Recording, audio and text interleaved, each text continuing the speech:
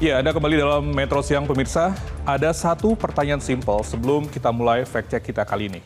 Seberapa haus yang harus dirasakan seseorang sebelum Anda minum? Kalau jawaban Anda adalah tunggu sampai terasa haus, maka di Mekah dengan suhu 42 derajat dan kelembaban hanya 12%, jawaban itu adalah berisiko. Karena di kondisi seperti itu, rasa haus nggak datang tepat waktu. Keringat langsung menguap sebelum sempat terasa. Tubuh sudah defisit cairan jauh sebelum sinyal haus muncul. Inilah yang nggak banyak orang tahu. Dan inilah yang hari ini kita luruskan berbasis data. Dan kita mulai dari sini. Fact check di Metro Siang, heat stroke dan dehidrasi jemaah haji 2026. Fakta di balik panas. Oke, ada dua angka pemirsa yang kita pegang di hari ini yaitu kasus heat stroke. Ya, pertama 2 jemaah Indonesia diduga mengalami heat stroke di sekitar Masjidil Haram di tanggal 2 dan tanggal 3. Dan telah ditangani oleh tim PKPPJH pada tanggal 2 dan 3 Mei. Dan satu diantaranya sempat dirawat di rumah sakit karena diduga mengalami komplikasi jantung. Masih dugaan klinis. Namun gejalanya yaitu penurunan kesadaran, kemudian juga terjatuh, suhu tubuh ekstrim sesuai dengan kriteria heat stroke. Kemudian yang kedua adalah sudah 20 jemaah Indonesia wafat per 9 Mei pukul 8.30 waktu Indonesia Barat. Data ini kami peroleh dari dashboard.haji.go.id. Kemenhats mencatat penyebab terbanyak adalah penyumbatan pembuluh darah ke jantung serta radang paru-paru. 2 kasus. Panas Mekah, pemirsa, bukan anomali. Itu adalah kondisi normal di sana. Yang berubah hanya satu, tubuh jemaah yang belum terbiasa.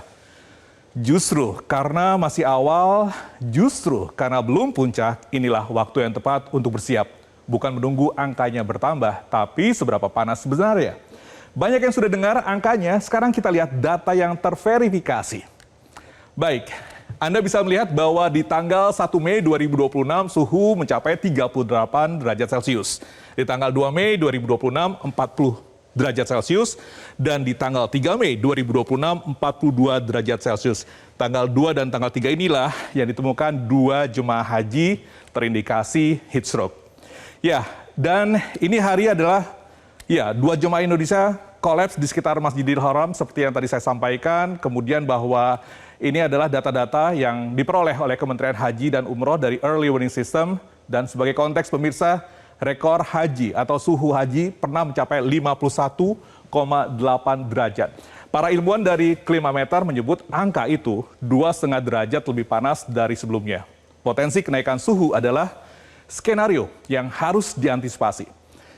Angkanya udah jelas, tapi mengapa suhu setinggi itu jauh lebih beresiko dari yang kita bayangkan? Jawabannya bukan di angka termometer pemirsa, tapi di satu hal yang sering diabaikan. Apa itu? Ya, pertanyaannya mengapa orang bisa kolaps tanpa terasa? Ini kuncinya. Di Indonesia dengan iklim tropis yang lembab, keringat terasa basah di kulit. Tubuh tahu dia kehilangan cairan, rasa haus muncul.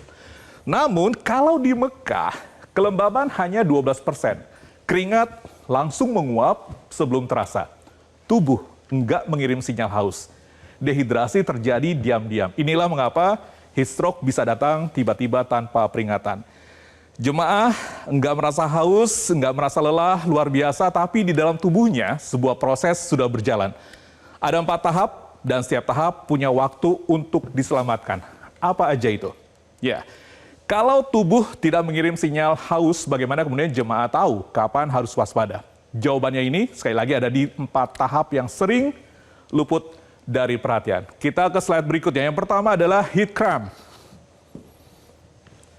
Gejalanya kram otot, keringat berlebih, ini masih bisa dicegah. Kemudian juga adalah heat exhaustion. Lemas berat, pusing, mual, jantung berdebar. Ini kondisinya sudah darurat. Dan yang ketiga, suhu tubuh di atas 40 derajat. Jemaah bisa mengalami perubahan perilaku dan hilang kesadaran. Dan yang keempat, gagal organ, ginjal dan jantung yang mulai terganggu. Ini adalah titik yang nggak bisa dibalik ke kondisi normal. Tapi panas bukan satu-satunya masalah. Ada kebiasaan yang justru membuat tubuh lebih cepat terdampak. Apa itu? Kita berhenti sebentar, pemirsa, di pernyataan berikut ini dari Mayor CKM Dr. Ridwan Siswanto, Spesial Neuro, dokter spesialis saraf yang menjadi Kepala Seksi PPIH Arab Saudi 2026 Dakar Mekah. Poin terpentingnya yang ia nyatakan adalah bukan soal angka. Kita ke pernyataan Dr. Ridwan.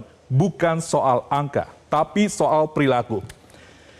Kita bisa lihat sama-sama bahwa banyak jemaah pemirsa yang ternyata yang sengaja mengurangi minum karena takut sering ke toilet.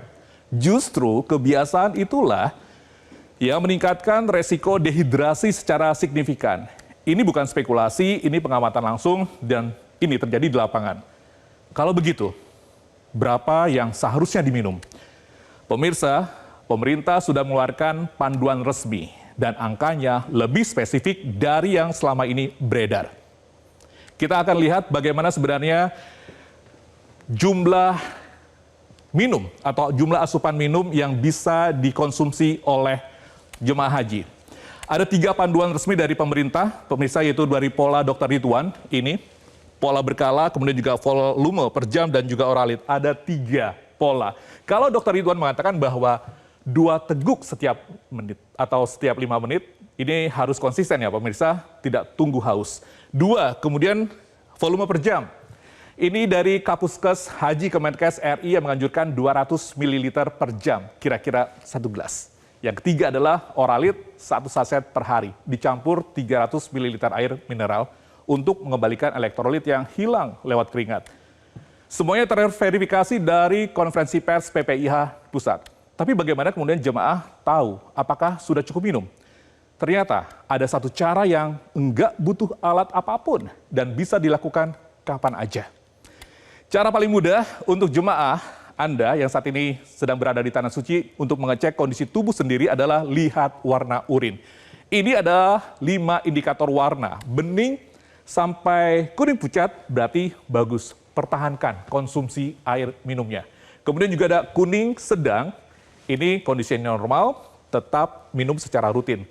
Kuning gelap, tanda dehidrasi ringan, segera tambah asupan. Kemudian juga oranye, ya oranye bisa dehidrasi, bisa juga efek vitamin B yang ya karena efek vitamin B yang kemudian mempengaruhi warna urin.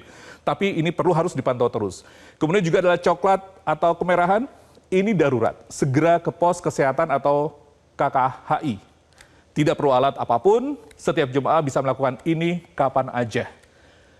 Tapi pemirsa, satu hal yang perlu diluruskan, angka kebutuhan air nggak sama untuk semua orang. Dan kelompok yang paling rentan justru yang paling sering kita remehkan. Kita lihat apakah kita masuk di kategori yang mana.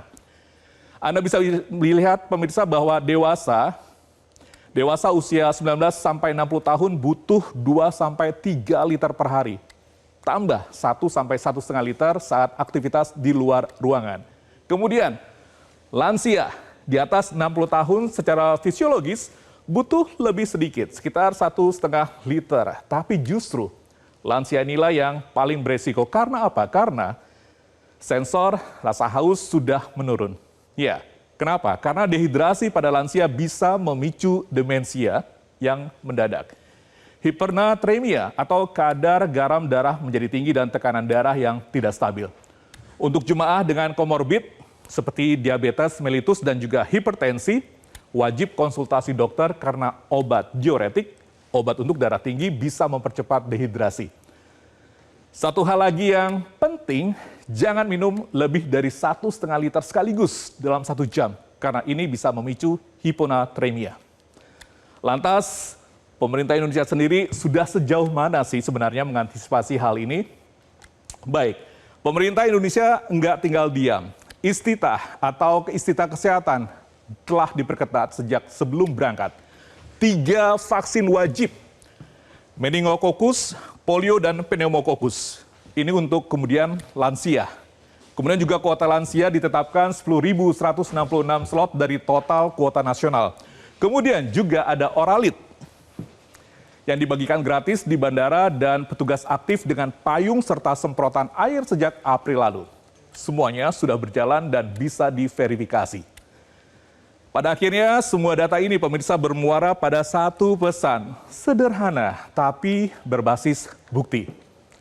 Sebelum kita tutup fact check kita di hari ini, semua data yang kita bahas hari ini bukan untuk menakut-nakuti pemirsa, tapi agar para jemaah haji lebih siap, lebih tenang dan lebih tahu apa yang harus dilakukan ketika tubuh mulai memberi sinyal. Karena tubuh sebenarnya sangat jujur. Ia selalu berbicara duluan, jauh sebelum masalah menjadi serius. Dari kram kecil, dari warna urin yang berubah, dari rasa pusing yang belum parah. Tinggal satu pertanyaannya, kita mau mendengarkan atau enggak? Jaga hidrasi, kenali gejalanya sejak awal dan jangan tunggu haus. Karena di Mekah, haus datang terlambat.